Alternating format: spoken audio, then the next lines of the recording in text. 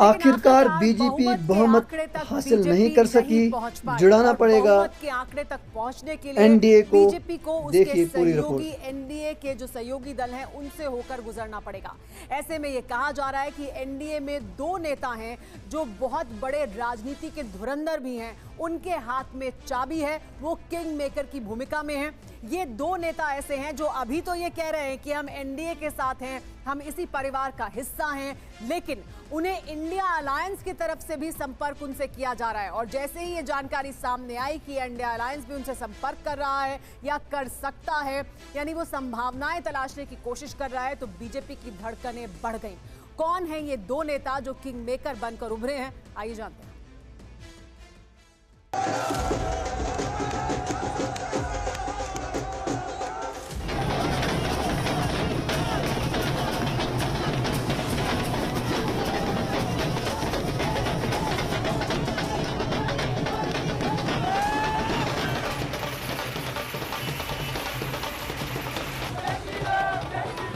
जीत का जश्न भी है, खुशी भी है, लेकिन ये जीत बीजेपी के लिए आधी अधूरी है। इस जीत में एक कसक है, वो कसक है बीजेपी का बहुमत का आंकड़ा नहीं छू पाना।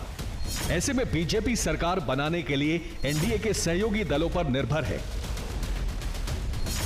जिसमें सत्ता की चाबी तो ऐसे चेहरों के पास है जो गेम पलटने में माहिर हैं। नीतीश कुमार, चंद्रबाबू नायडू।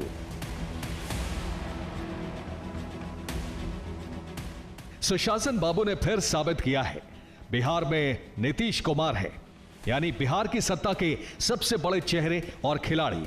इसलिए जब 2024 चुनाव में बिहार के नतीजे आए तो सोशल मीडिया पर जेडीयू का पुराना पोस्टर वायरल हुआ जो कहता है नीतीश सबके हैं।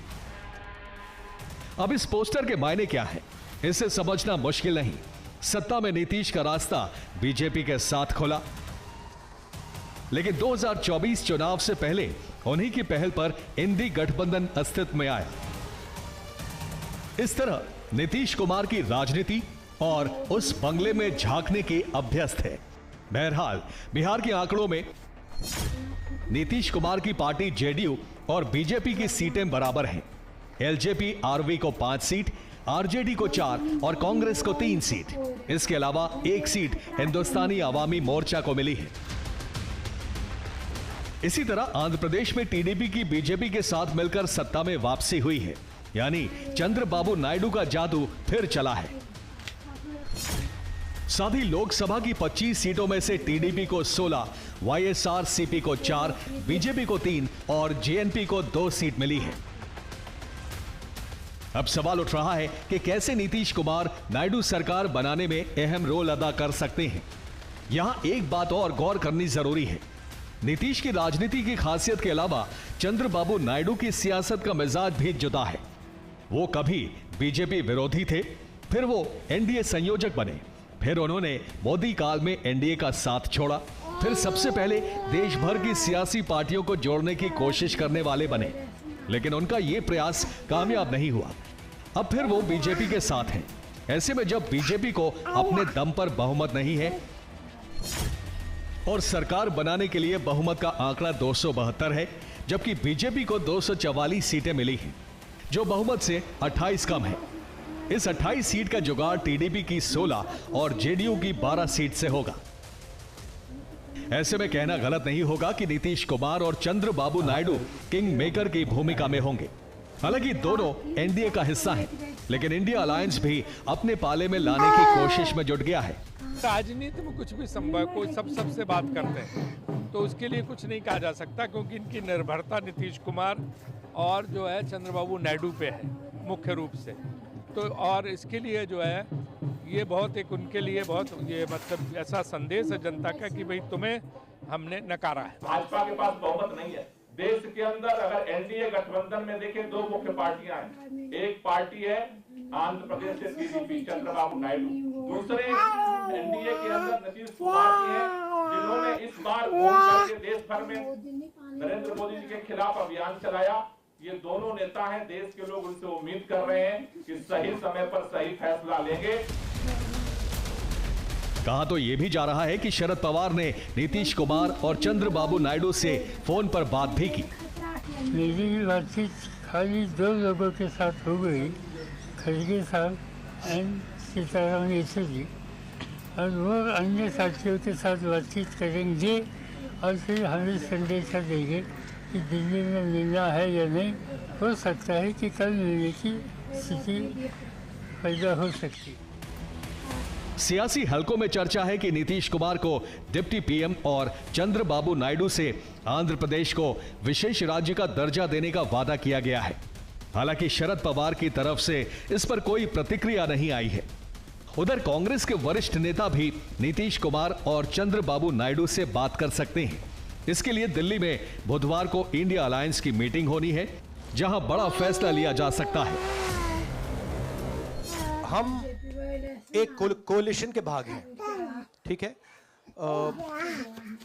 कांग्रेस पार्टी है, बाकी पार्टियां हैं, और उनके साथ अभी हमारा डिस्कशन नहीं हुआ है।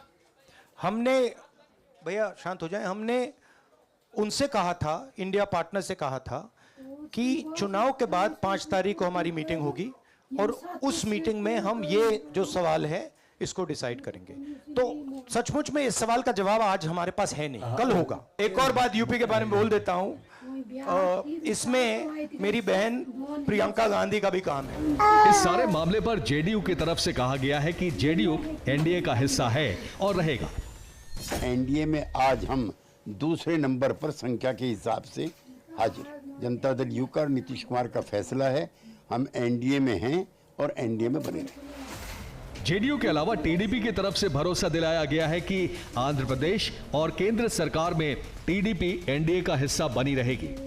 As far as the center is concerned, we are with NDA.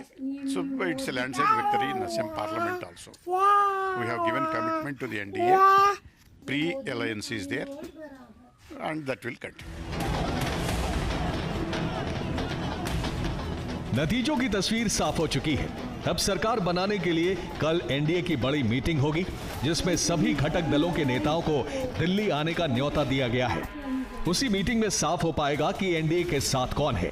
लेकिन इतना तय है कि सबकी निगाहें नीतीश कुमार और चंद्रबाबू नायडू पर रहने वाली हैं, क्योंकि सत्ता के लिए खेला करने में ये दोनों माहिर खिलाड़ी हैं। Bureau report, TV9 Bharatvarsh. लेकिन नतीजे सामने आने के बाद बीजेपी की तरफ से यह भी कहा गया कि देखिए, ये चुनाव नरेंद्र मोदी वर्सेस ऑल था। यानी एक तरफ नरेंद्र मोदी थे तो दूसरी तरफ सभी उनके सामने खड़े हो गए। दूसरी तरफ यानी जो विपक्ष है, जो इंडिया गठबंधन है, उसकी तरफ से कहा गया कि ये मुद्दों की लड़ाई थी, मुद्दे बनाम नरेंद्र मोदी था ये चुनाव। तो कौन से मुद्दे थे? एनडीए और इंडिया गठबंधन का प्रदर्शन किस तरह का रहा है, इसकी अगर तुलना करें तो कौन सी बड़ी बातें निकलकर सामने आती हैं, ये जानने के लिए सीधे डेटा मुशाय का रुख कर लेते हैं। डेटा मुशाय, जब हम एनडीए की बात करते हैं और एनडीए वर्सेस इंडिया गठबंधन की तुलना करते हैं, तो कौन से फैक्टर्स हैं जो प्रभावित कर रहे हैं एनडीए की जीत को और इंडिया की जीत को? देखिए, यहाँ पर देखिए, मैप में मैं एक बार दिखा देता हूँ। ये हमारा जो आज का जो रिजल्ट्स आए हैं मैप में हम लोग कैप्चर किया। अगर सीट टैली में देख लेंगे तो देखिए, अलायंस वाइज एनडीए को इस बार अभी तक जो डेटा ट्रेंड चल रहा है, हम लोग इलेक्शन कमीशन का डेटा फॉलो कर रहे हैं, 290 234 है। और अदर्स है, वोट शेयर में देख लेंगे तो देखिए एनडीए को 43.8 और इंडिया को 41.3। तो मतलब वोट शेयर में बहुत ज्यादा फर्क नहीं है। ओके, अभी देखेंगे पार्टी वाइज, अब देखेंगे मतलब एनडीए में जो वोट शेयर है 43.8, उसमें बीजेपी का वोट शेयर है 36.8।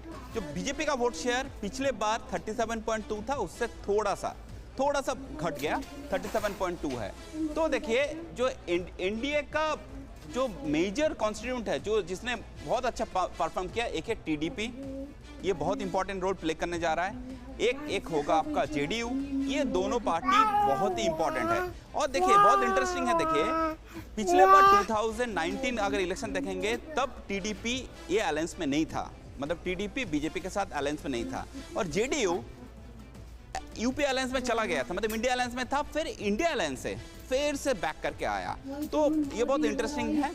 तो ये दोनों अगर आप देखेंगे सीट शेयर में, ये जेडीयू, आप देखेंगे टीडीपी को कितना सीट मिल रहा है, 16 सीट, और आप देखेंगे जेडीयू को मिल रहा है 12 सीट, तो 16 प्लस 12 ये क्या होता है, 28 सीट्स है। ये बहुत इंपॉर्टेंट रोल प्ले करने वाला है। तो इनको छोड़कर देखिए गवर्नमेंट, जब बीजेपी का टोटल नंबर है 239 अभी का, तो ये 28 नंबर एकदम बहुत गेम चेंजर है। और इसी की बात हो रही है, ये किंग मेकर, ये गेम चेंजर साबित होंगे।